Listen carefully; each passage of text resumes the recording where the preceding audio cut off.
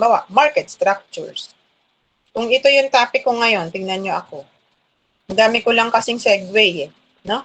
Pero kapag video kasi, lagay nyo lang doon kung ano yung necessary, yung highlight, no? I-come up with an outline. And then, meron po tayong question and answer to follow. That question and answer will be for 15 minutes for clarification na po or for deeper understanding. So kayo magpe-prepare, you must be able to put it together in 10 minutes, makukuha na yung konsepto. Okay, what is a market structure? So similar to skeletal board or skeleton, ganon. Saglit lang.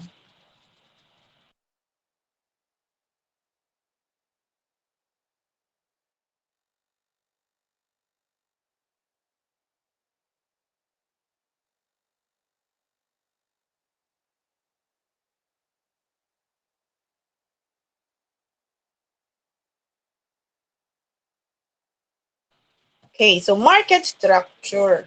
Pag put up ka ng business, you give me a type of business where you are interested at. Sige nga, mag-key in, type in the inbox. Ano yung business na naiisip mo?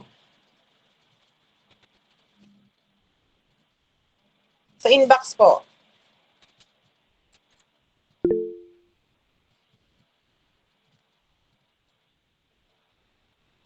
Sige, keep it coming.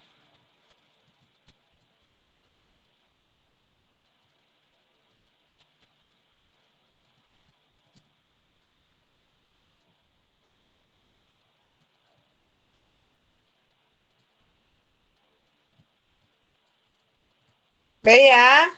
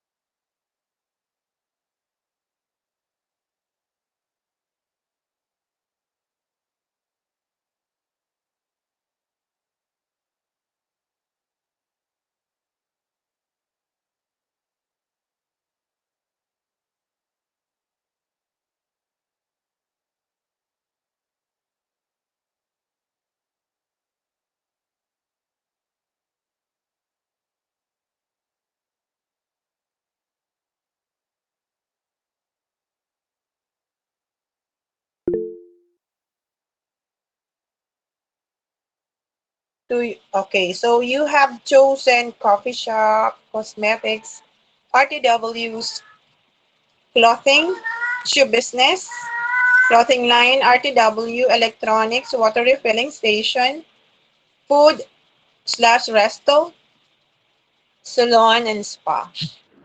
So what particular characteristic of the product or the service or the business itself is appealing to you? Bakit yun yung pinili nyo?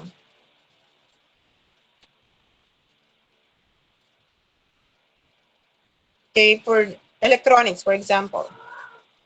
Trending siya. So, pag trending, you mean it's in demand, saleable, kaya siya nagtitrend. Okay, what else?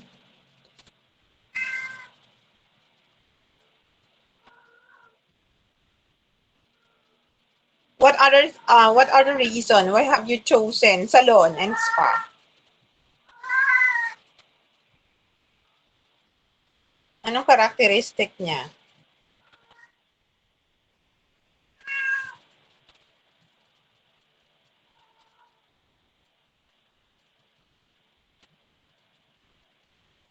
Wala na? Maliban sa trending? Salon, Miss Gonzales, Jovi? Bakit mo napili si Salon?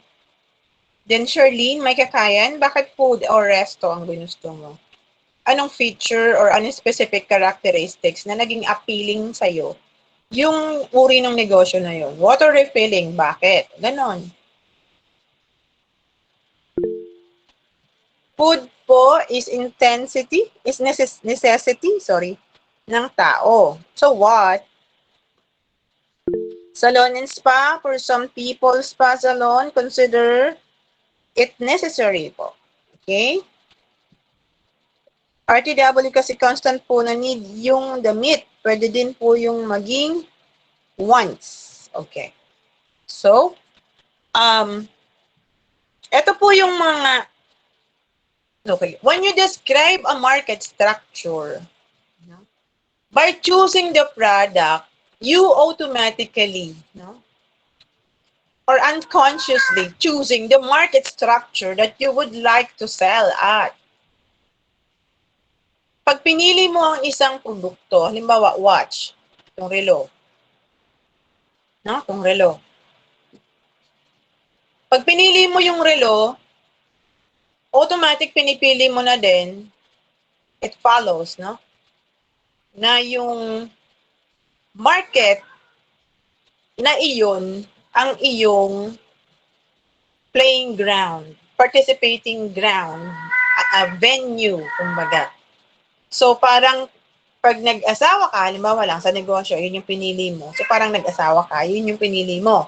Kasama na doon kung saan ka titira, sino ang magiging biyanan mo, possibly yung religion, yung economic situation. It comes into a package once na pinili mo yung produkto o yung negosyo na yon.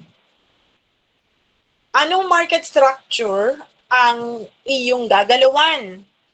So structure is composed of, say, description ng market into number of sellers.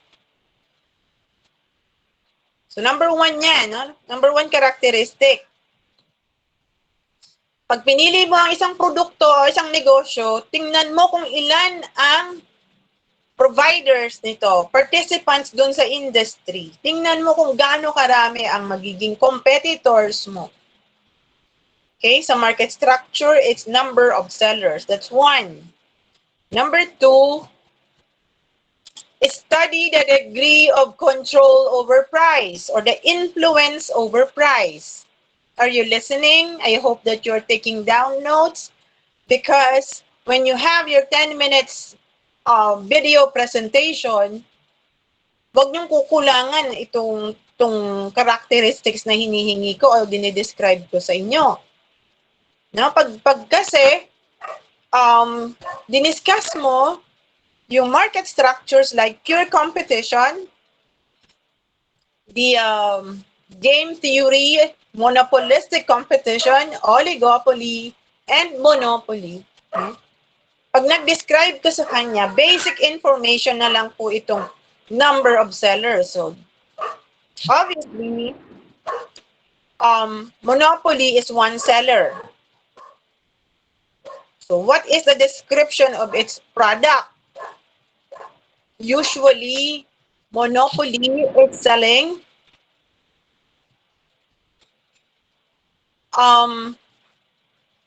one unique product. So, yung sa mga pinili ninyo, tingnan ninyo, unique ba yung product na ino-offer mo? Kasi pag unique, ikaw lang yung sole provider, you own the world pag monopolist ka.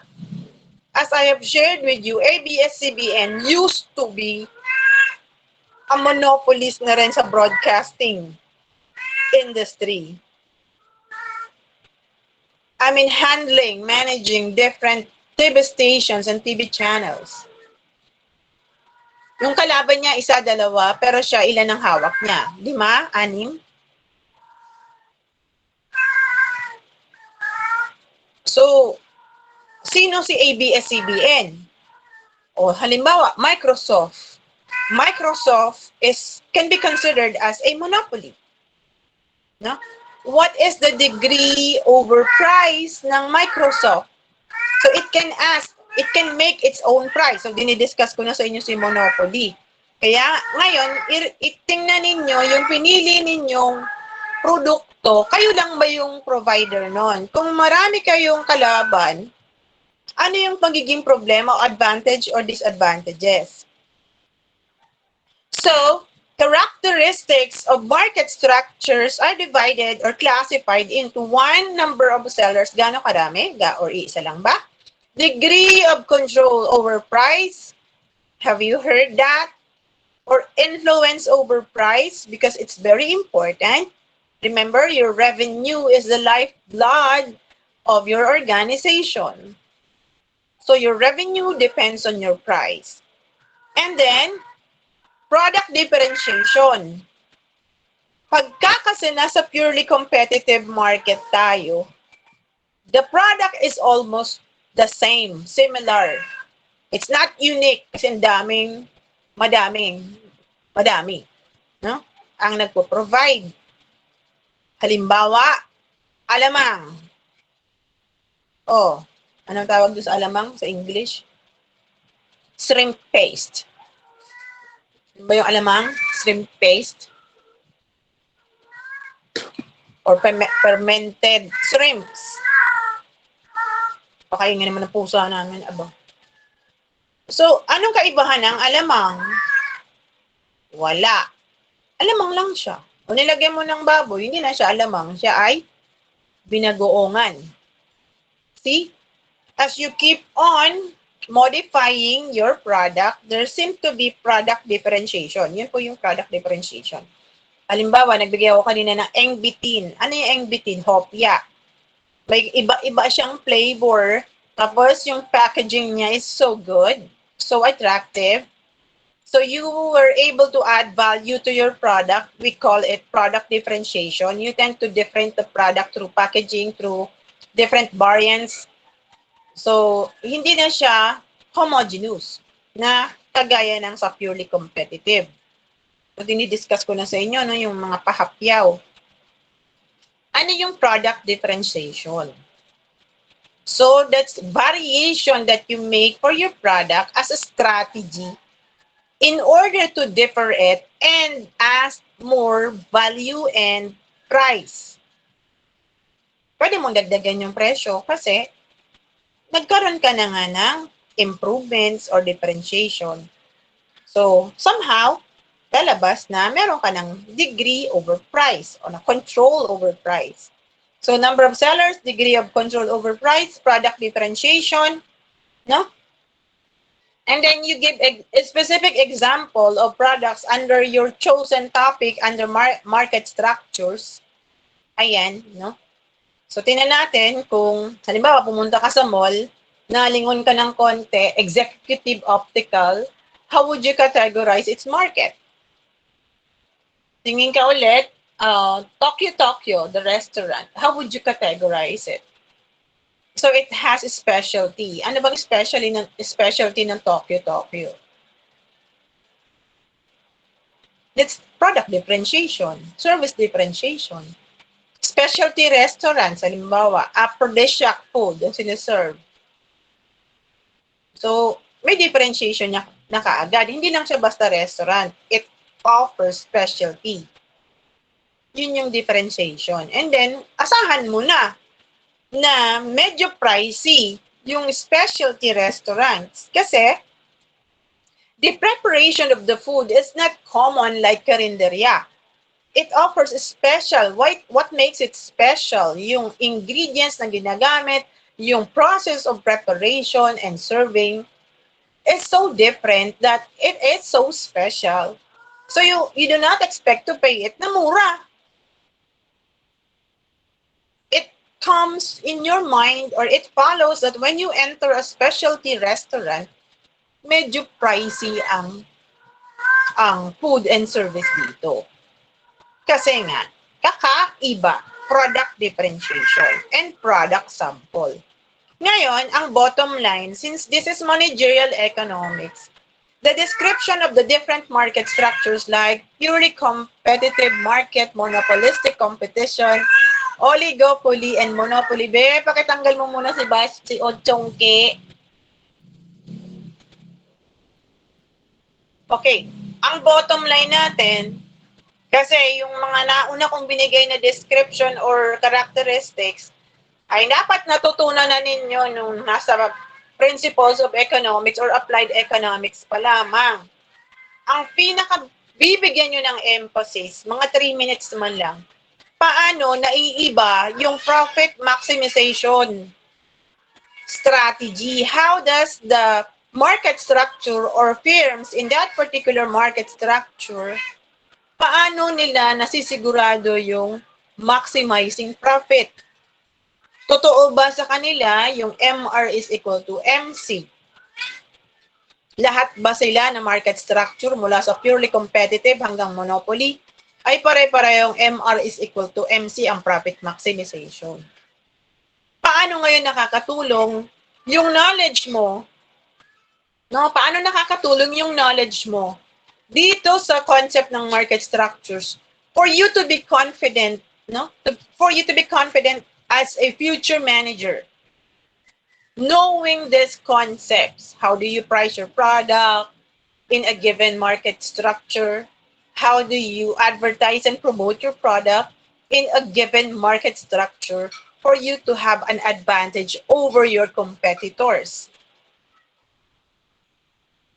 Kapag naintindihan na natin ito, ngayon pa lamang, parang excited ka ng maging manager. Kasi you learn this concept. No, you master this concept. That gives you an edge or an advantage over those students or discipline na hindi dumaan sa managerial economics. Yung law of diminishing marginal utility, for example, law of diminishing marginal returns, for example, price elasticity learnings, lahat yan nagagamit. You put it together, no? Then this is market structure and susunod dito yung price discrimination and susunod naman yung limit pricing. Yun yung mga nandun sa modules 13 and 14. 9 is, today is market structures. Ito na nga, binibigay ko na sa inyo. It is how, no? It is how the market is organized accordingly based on the given characteristics or features that I have dictated with you, no? The different market structures is what? Described, classified based on number of sellers, degree of control over prices or influence over price, product differentiation, sample products, and the profit maximization strategy. Ito yon, no? Kung paano i-evaluate yung isang uri ng market structure like monopoly, like oligopoly, like monopolistic competition, and purely competitive market. You can actually come up with, kayo, no? Mas magiging maganda yung discussion nyo kung inaalam nyo rin kung paano na iiba-iba yung mga market structures na ito. Hindi dahil yun lang yung topic mo, yun lang ang magiging focus mo. No, medyo pahapyawan nyo na din yung iba kasi mas maiintindihan nyo yung topic ninyo kung nabasa nyo rin yung ibang market structures. Okay? Again, that is just, kumbaga, half yung characteristics and the other half of your presentation should be able to discuss the advantage of the different market structures. Like, for example, yung oligopoly. Bago yan na-promote into oligopoly, nag-compete muna yan, no? Dumaan muna yan. Or ano yung difficulties, yung sa 5 forces, no? You can apply that concept in oligopoly. How powerful your rival. What is the bargaining power ng inyong customers, ng inyong suppliers, no? Because it determines your advantages or your edge against your competitors, especially sa oligopoly na kukunti lamang ang participants. Very powerful po yung mga existing firms sa oligopoly Kasi napakman na nila, kinain na nila yung mga maliliit o na-prevent naman na nila yung entry ng mga hindi ready at walang tamang kapital. So, oligopoly gives you an idea na ang lalaking negosyo yun nandito. Close to monopoly. Na-appreciate po?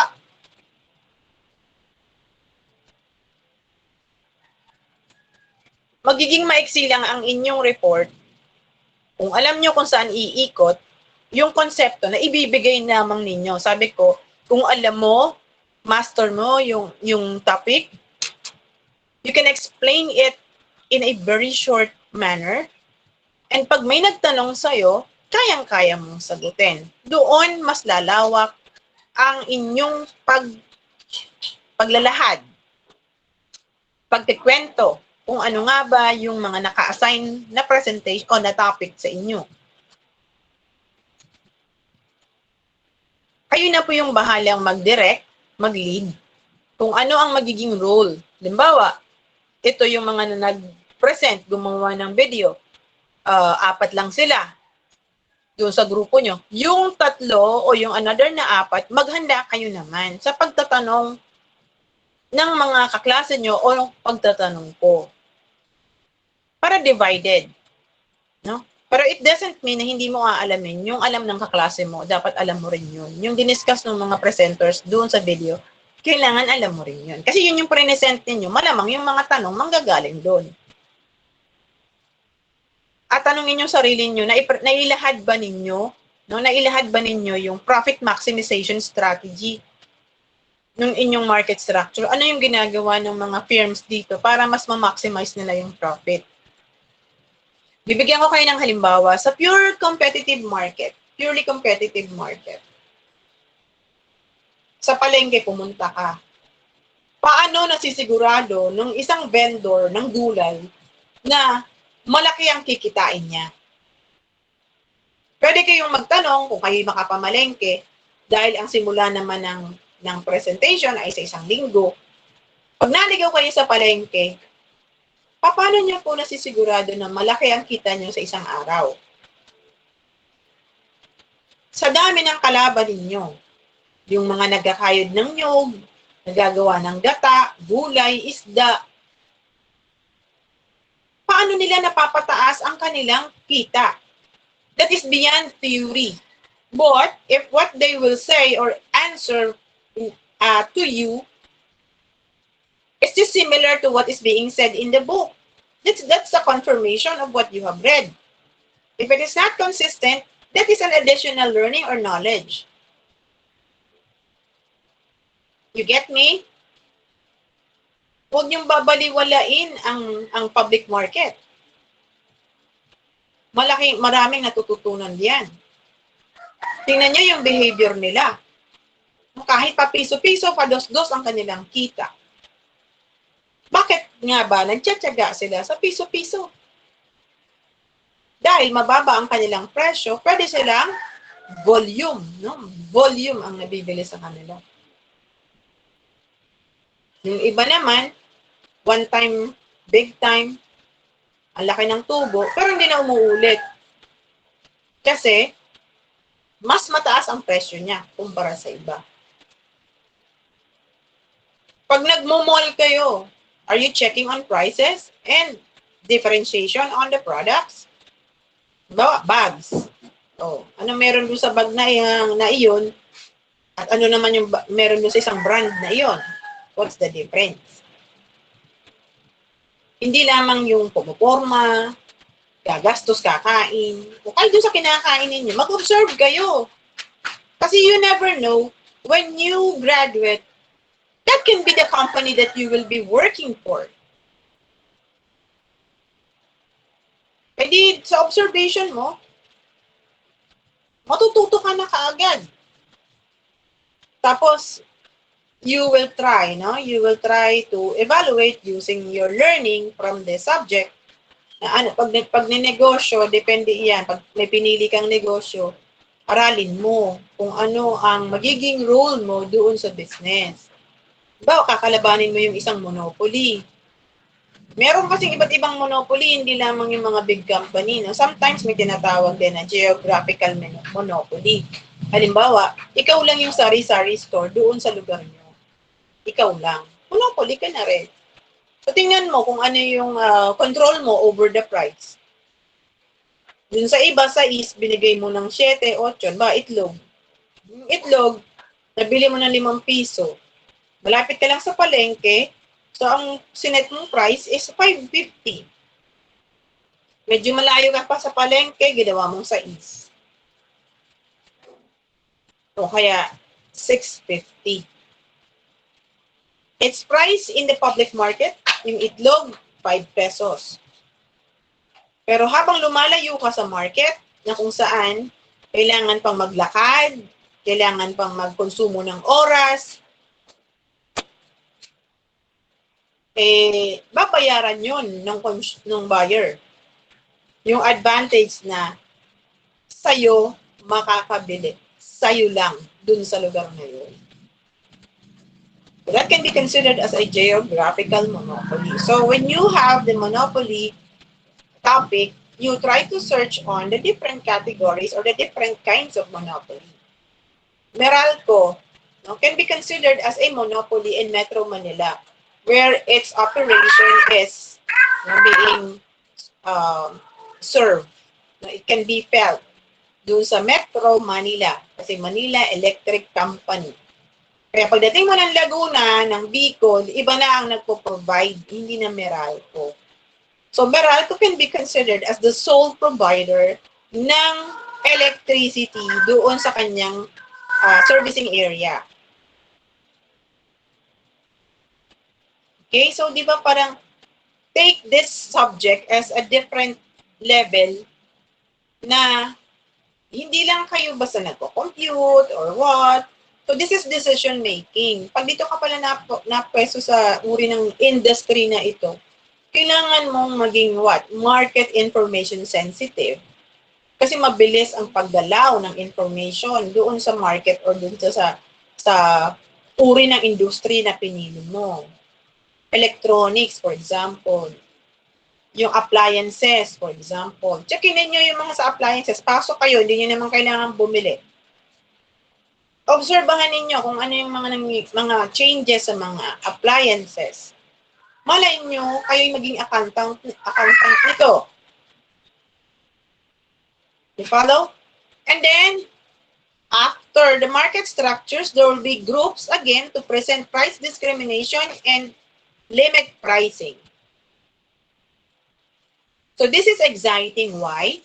Magagamit nyo po sa price discrimination tsaka sa limit pricing yung concept na naintindihan ninyo sa cost accounting. Okay. Isang tanong sa price discrimination. Bakit kaya may mga products na pagka binenta mo sa probinsya, mas mura? Pero pag dito sa isang lugar na nandito sa urban area, mahal. Bakit kaya walang discount ang mga students sa airplane? Sa bus meron. Pero sa airplane wala. I-google nyo pa.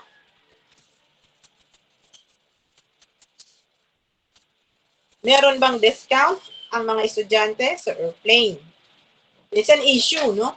Tapos, sa airplane, sa seats natin, pwede tayong first class, executive, economy, promo, piso fare, so on and so forth. Paano nila nagagawa yun? Bakit iba-iba yung prices? That's price discrimination. So, di ba pag narinig natin ng discrimination, usually negative, no? Pag sinabi natin pag sinabi natin discrimination, it's always negative. Pero pag sinabi natin price discrimination, makikita natin na kung tayo yung nagbe-benefit doon sa discriminated segment of the market, ang saya-saya.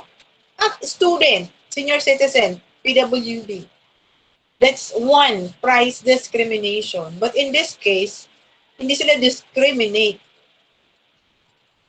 It's just a different price, a lower price, which makes people more happier or satisfied because they pay less compared to regular customers. And the limit pricing. Okay, price is a strategy. Remembering the law of demand and supply, how powerful price is, no? So when you limit your price, making it the most competitive price in the industry, dun yung challenge yung cost accounting knowledge. Do you remember yung profit maximization na MR is equal to MC, pero merong mga critics na nagsabi na mahirap i-maintain si MR is equal to MC, but goes doon na lang tayo sa rule of thumb.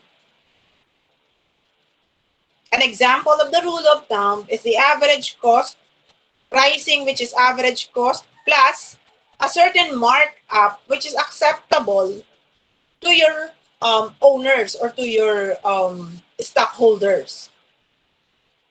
Markup, return on investment. Ayun, yung mga level na ganon. Ano ang return on investment? What is the payback period? Hindi yun MR is equal to MC. Rule of thumb on a different scheme or packaging. So limit pricing is, again, sometimes it's a policy ng government na hindi pwedeng basta-basta nagtataas o nagbababa ng presyo. But when it comes to competition, you sort to limit pricing. Like pag nag-export ka at nakikipag-usap ka sa different international buyers, dapat, all other things constant, presyo mo ang pinaka-mababa para ikaw ang piliin na maging supplier nung buyer mo o ng company. That will challenge your cost efficiency strategy or scheme. Pag ikaw ay isang entrepreneur o isang manager, make sure that your price is at the lowest, not sacrificing the quality. But because you were able to come up with your cost efficiency scheme. So madalas sa mga veteran companies na yun, kasi syempre pag baguhan ka, you are subject to trial and error. If your venture is new, kasama na doon sa puhunan mo, yung nagkakamali ka, may mga maling decision ka. But as you get to be expert, veteran on your field, mistakes becomes lesser and you will be able to maximize the expertise that you were able to acquire throughout time. So dahil expert ka na, cost efficient ka na, nakapagbibigay ka na ng mas mababang presyo. How do you do that? May mga strategies yun. Look for the cheapest supplier. No? I mean, go to places wherein labor or wage is cheap. Go to places where tax is low. Go to places wherein you can produce your output at least possible cost. Limit pricing. So may objective tayo ng ganun. Kasi alam natin that price is the most influential determinant of demand and supply. Kaya kailangan magaling tayo sa pagpipresyo. So we have this scheme of price discrimination and limit pricing, which is the end of our subject for this semester. So your presentation will be 2 groups in a meeting, November 15, November 22, and November 29. So after that, of course, we still have 2 weeks ba yun or 2 online classes. Yung isa doon, final examination na.